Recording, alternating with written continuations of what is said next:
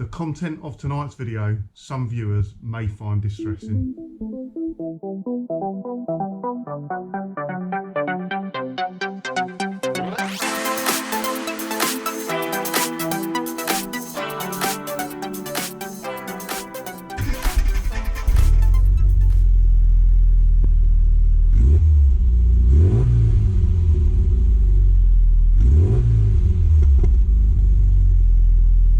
Right, it's about time I addressed the elephant in the room.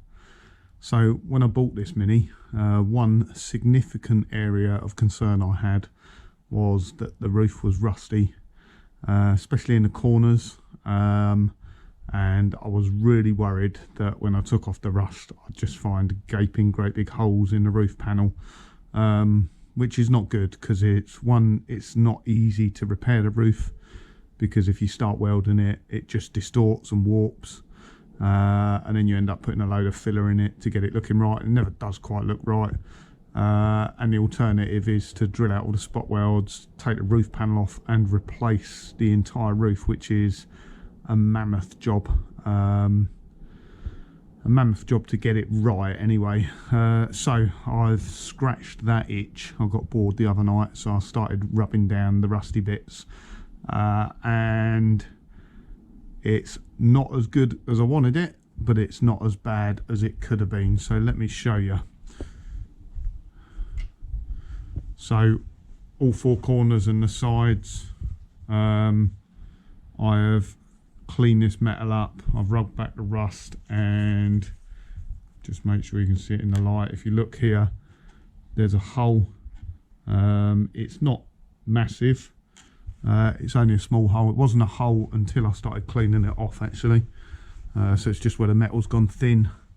If I look round the other corner, there's a hole. It's not actually in the roof part, it's in the seam part here, so I'm not too worried about that at all because it's not even in the roof panel, it's just where the welded joint is. And then if I look round the back here again, I don't know if you can see that, I've got a hole on the lip there. And this corner absolutely fine, no holes at all. And then on the side here I've got a hole as well. So what we're going to do about that, well, you know, I might get shot down in flames for this, but I'm certainly not going to put a roof panel on it. And you know, I could go and find another Mini, I could cut out this piece, I could weld that in, but it's going to distort all this panel. It's never going to look right, and it is only a small hole. The actual area of rust is about size of, well, probably about 50p. So I'm actually going to repair this. I'm going to put some fiberglass into there. I'll probably pull down the headline in, put something in the back so we, you know, get a bit of strength into it. Yeah, and then just paint this roof. Really don't see for sort of 1, 2, 3, there are only small holes. 4, just doesn't make sense to get that involved with it. And as I say, I think I'll wax or cavity wax all the inside behind it, because that's where it is. The damp gets caught up in the corners. Right, so the roof part, this is probably going to be filmed a little bit out of sequence because I'm just doing bits and bobs in between. I hate doing bodywork, I really do, especially this type of bodywork as well. So what I've basically done is gone round everywhere where there was like rusty marks, corrosion, taken it back to bare metal. I've cure rusted it, and then taken the cure rust back off. I'll put a very light skim of filler just over the areas. I mean, they look like spiders' webs, but that's just where the rust has sort of impregnated into the metal. So I don't know if you can see there, but it's an extremely light layer of filler. And then what I've done as well is I've gone round the whole roof, just for the first sort of 4 or 5 mil, just to make sure there's nothing else hidden there. No other filler anywhere else where it's been bodged up or something like that. I'm glad I've done it because there are some areas where there were like here, just tiny little bit of rust on the outside, but when you look on the inside, it started to corrode, and that would have got quite bad in the end. So the areas where we had little holes was here. That's filled now, just a bit of fiberglass filler, and as you can see, I've taken all the paint off to expose the spot welds. You can see there's some which are not that fantastic, so this is all just going to get cure rusted now. This was the area where we had the other hole, so that's just filled with a little bit of fiberglass filler. So far more involved than I thought I was going to get on the roof, but I'm glad I've taken it right down on these corners as well, because it just reassures me that there's nothing else there, because I wouldn't want to get it all painted and then for it to start coming back through again. So fingers crossed, that should be it. Yeah, it still needs a lot of rubbing back the roof, but I just feel much better about it now. It's not hiding any surprises anymore. I know where the rust is, I've sorted it out. So yeah, I'm feeling better. To be honest, the roof was almost a deal breaker for this. When I saw the roof, was like it was, it almost stopped me buying it, but I did. It's probably been about an extra 3 hours work cleaning up that guttering on the roof, cure rusting it, treating it, just checking it all. But hopefully, well, it is worth doing. It's just disappointing. It has obviously in its life had a new roof skin, which is quite amazing really. HPI checked the car, it's had no previous accident damage or nothing reportable anyway. It's not been written off or anything like that, but it has had the roof skin replaced. Have they done a good job? Well, it looks all right, but yeah, it's gone rusty, so they've obviously not done a good enough job in preparing it where they've put it back together. But when you look around the roof, you can see burn marks in the gutter where it's been spot welded on. I'm sure they wouldn't have been like that from new. Absolutely positive. So it's that point of the restoration build project, whatever you want to call it, I guess, where it feels like it's 2 steps forwards and 1 step back. Yes, I am making progress, but I keep finding things. So today's little find, or not much to get excited about, I've done some more digging in the boot. It was just rusty in this corner. It wasn't holed, but you could see the metalwork had lifted up. Now, from memory, there are 3 layers of metal here. So you've got the boot floor, you've got this bracket, in fact there might be 4. So you've got the boot floor, you've got, and then there's like 2 additional strengthening plates underneath, because this is a rear subframe mount, and then you've got this mount here. And it had bubbled up here, but like I say, wasn't holed, and that's because water's got between the separate layers of metal, so it's rusted from the inside. And of course the weakest part is actually the boot floor, because this is all quite thick metal, obviously because it's where the subframe mounts on. So I was been thinking about how to deal with it. I could take the subframe out, but that doesn't really help a great deal, to be honest, because it's this top layer of metal I need to change. It's not the bits underneath. So after a bit of head scratching, what I've decided to do is tackle it from the top, because it's just this piece of metal here I need to replace. The strengthening bits underneath, they're quite thick metal. I'm sure they'll be absolutely fine.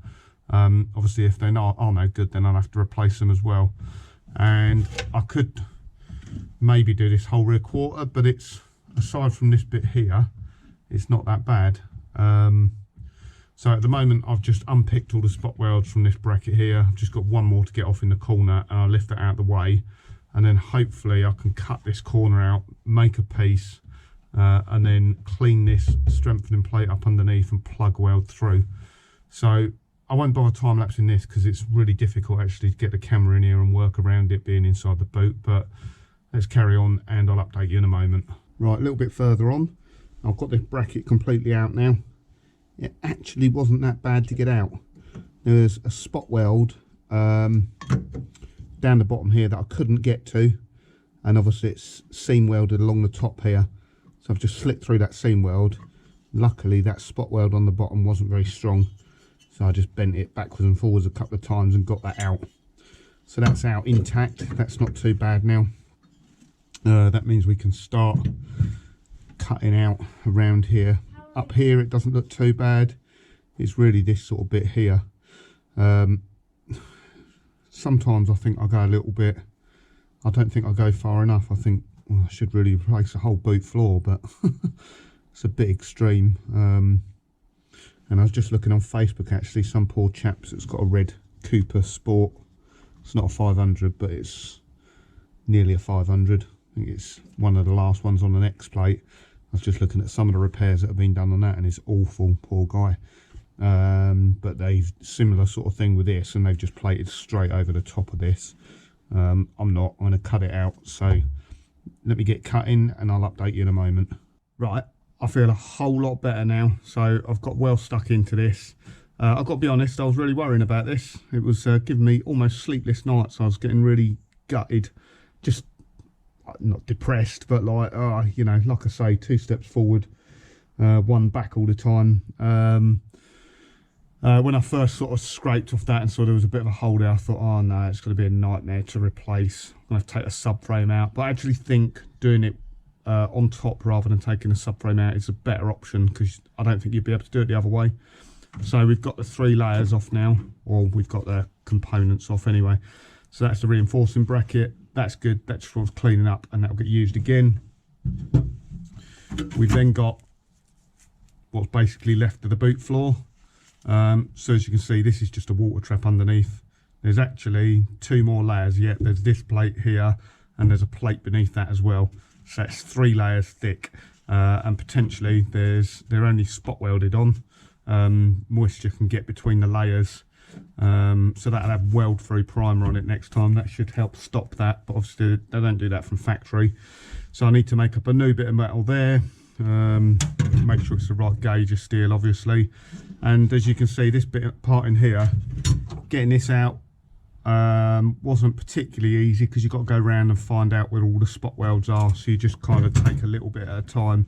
And as you can see, they're all over the place. So that's all the spot welds holding that in. So that's out now, so I'm quite pleased about that.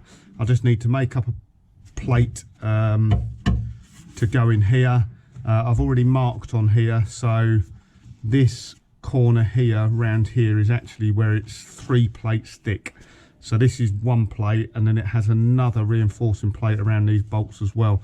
So it ends up actually being 3 layers thick of metal around where these bolts holes are. And just to let you know, so obviously that subframe mount, the bolts are out of it, but the car's actually suspended on the body, so there's no actual weight on this subframe, otherwise it would just push up. So I've just got that sort of hanging there at the moment. And when I come to welding these bits where it's 3 thick, what I should do is I'll whack up the power on the MIG welder, make sure we penetrate all 3 layers. So yeah, I'm pretty pleased with that. Let me come back in a minute when we're a step further. Right, so that's our plates made up now. It's obviously pre-drilled for the spot welds to weld through, plug weld.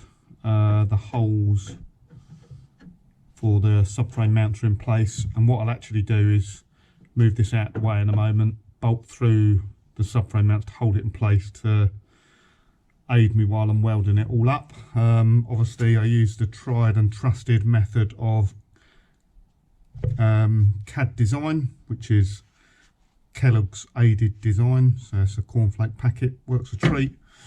So yeah, let me get some welding done and be back in a moment. Right, so that's it, all back together now. I'm feeling a lot better about it now, to be honest. It was getting me down a little bit. It's quite a complicated repair, that. I've taken back the welds a bit, but I haven't gone too mad, just because it's a structural area and I'd rather there be a bit of weld on show than grind it back to nothing. Just a tip, if you're ever doing this, speakers, cover them with something. So I'll just put like plastic over the top of them just because all the shavings, all the metal shavings in here will stick to the magnet and wreck the speaker. Well, fingers crossed, that's the worst of it done. That's all the surprises out the way. I'm sure it won't be, but I do actually feel like I've made some progress now. Still looks much better now. It's got some paint on, so it's just got etch primer on there. Just wanted to put something on there to stop it rusting. I've just covered the lip still because I still need to spot weld that when I get my garage electric sorted out. And then looking inside, this corner where the flitch panel was repaired, I've just used Tiger Seal on that, tried to get the same finish as there was originally, which is like just a brush finish. It's not that neat, to be honest. And then just repainted where these spot welds have burnt through. So yeah, next I think I'm at the point where I can turn it round and start on the other side now.